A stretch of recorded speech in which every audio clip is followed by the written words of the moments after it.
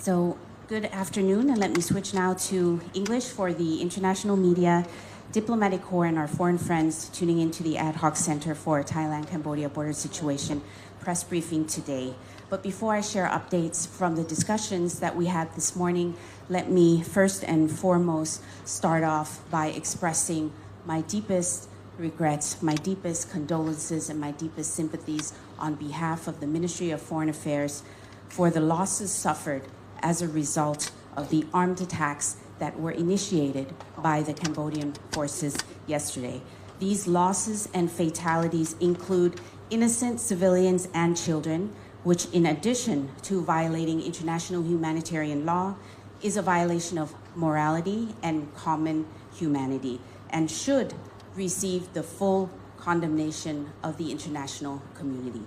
Let me reiterate in no uncertain terms that the Thai response will be clear, it will be proportionate, and it will be focused on military targets in self-defense and in accordance with Article 51 of the United Nations Charter.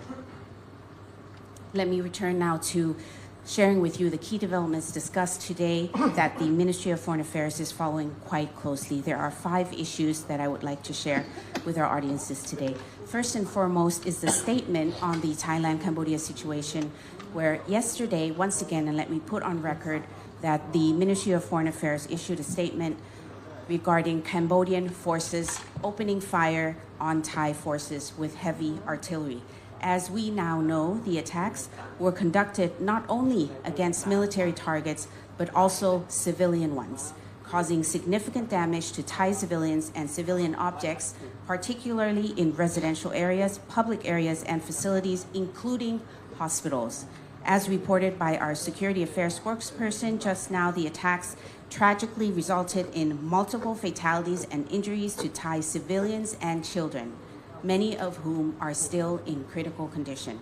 In response, as I just mentioned, the Ministry of Foreign Affairs issued an official statement condemning in the strongest terms the actions of the Cambodian side, and in addition, the Royal Thai government has decided to downgrade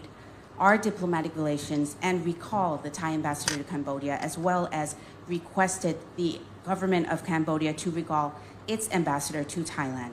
Cambodia's actions were blatant and repeated violations of international law, underscored clearly by the multiple incidents of Thai personnel stepping on landmines on the 16th and the 23rd of July. The Thai government calls upon Cambodia to be held accountable for these incidents, immediately cease attacks, particularly on civilian targets, and cease violations of Thailand's sovereignty.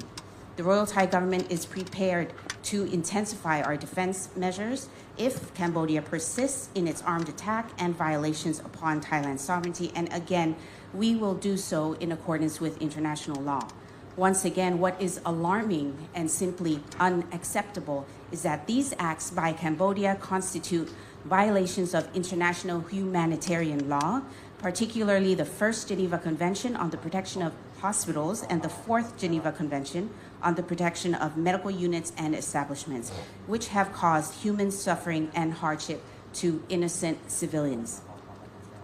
The second issue that was discussed today was preparations to assist Thai nationals in Cambodia in case of emergency. Yesterday, the Foreign Minister, Tan Marit Sangyeampong, instructed the Ministry of Foreign Affairs to convene an urgent meeting with the relevant private sector actors and government agencies to discuss contingency plans to assist Thai nationals in Cambodia in case of emergency. The minister chaired the meeting himself online from New York. The meeting discussed concrete response plans to provide support to Thai citizens in emergency situations, and all sectors and agencies reaffirmed their full readiness to cooperate in ensuring the safety and well-being of Thai nationals in Cambodia.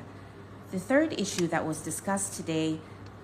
was the issue related to the United Nations Security Council. As you may have seen in media reports, Cambodia has submitted a letter to the United Nations Security Council, or the UNSC, calling for an urgent meeting of the Council, and as to be expected, falsely alleging that Thailand violated Cambodian sovereignty, an allegation which is completely untrue and contrary to the facts. In this regard, the Ministry of Foreign Affairs has sent Thailand's letter to the President of the United Nations Security Council as well to present the evidence and facts of the situation, which clearly prove that the Cambodian side was the first to initiate the attacks by opening fire. To further underscore these facts, these acts of violence have resulted in numerous civilian fatalities and casualties, which clearly constitute aggressive and hostile acts against Thailand's sovereignty. Our letter also requested the President to circulate the letter to all members of the Security Council for their urgent attention and consideration. As reported the other day, the Ministry of Foreign Affairs, who is in New York already for the HLPF, had the opportunity to meet with important figures such as Pakistan, the UNSC chair for the month of July, and Panama, the UNSC chair for the month of August, as well as the UN Secretary General. He explained Thailand's position and facts that happened along the Thai-Cambodian border. This UNSC meeting has been confirmed for today, Friday afternoon, New York time. It is a closed meeting which are convened as matters of routine when armed clashes occur between member states. The 15 UNSC member countries, both permanent and non-permanent members, as well as the two countries concerned, of course in this case being Thailand and Cambodia, will participate in the session that has been announced for Friday and that has been circulated in social media since this morning. And the meeting will deliberate on ways forward in this matter. Let me clarify that this is not a meeting where resolutions are issued, but rather an informal consultation to hear the facts and information. A statement might be issued to express concern, and we are expecting something along these lines, and we are beginning to see, as a matter of fact, from other countries, their expressions of concern to condemn the violence and specifically to condemn the attacks on innocent civilian targets, calling for the two sides to negotiate and end the fighting. As I said before, our foreign minister has met with key persons involved in this process in New York, and he will be back in Thailand later tonight and is scheduled to return to speak to our friends from the media community, possibly at some time tomorrow, and we will let you know right away regarding that possible opportunity to meet so that you can hear from him directly about his trip to New York and about the conclusion of the meeting of the UNSC this Friday. The fourth issue that was discussed at the meeting this morning was a press briefing, was a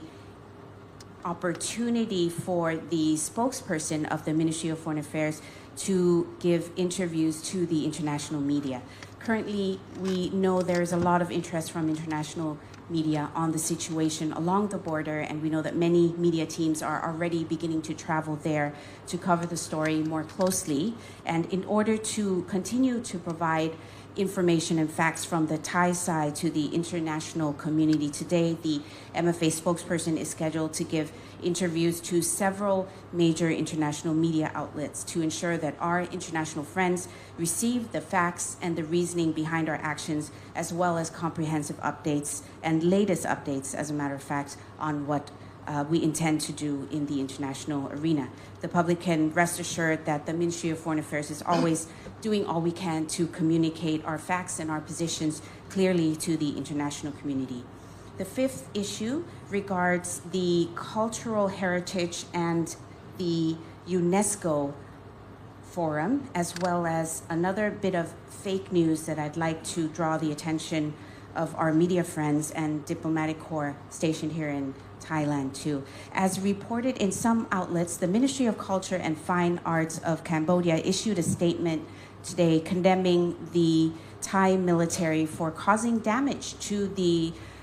Hawihan Temple, which is on UNESCO's World Heritage Registry, resulting from the clashes that took place yesterday. The statement falsely alleges that Thailand violated international law, particularly those concerning protection of cultural heritage within UNESCO frameworks. Let me be very clear about this. The clashes between our two countries on the 24th of July occurred in a completely different area, which is located 2 kilometers away from the temple being discussed. It would be therefore practically impossible and incredulous at that, if I may say so, to imply that ammunition rounds or shrapnel were able to reach the temple from those areas. Therefore, the Thai side strongly rejects such claims made by Cambodia and will issue a written clarification as well. Another bit of fake news that I would like to draw everyone's attention to is a picture circulating of a gas station that was hit by heavy rocket fire by the Cambodian side that was incorrectly portrayed to be located in Cambodia. The Ministry of Foreign Affairs will do our best to contact media outlets to correct such misinformation, and we will continue to do so in the days ahead.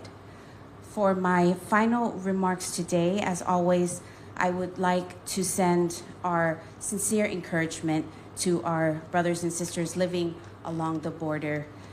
at the Thai-Cambodian border areas. The government, with all of the relevant agencies, both central and local, and both security and civilian sectors, will take actions in terms of security, diplomacy, border area management, as well as measures to protect the safety of everyone along the border and to protect our sovereignty, our national interests, and Thailand's position on the world stage with all our effort. Allow me to emphasize at this time as well to the public that during these times, which are very sensitive times, we must clearly distinguish between the actions taken by the government and by the armed forces of both sides and the general public. The armed clashes between the two countries are disputes between states. They are not disputes between the people, the public, the population on both sides. Thank you very much for your attention today, and I'll hand the floor back to our spokesperson for Security Affairs.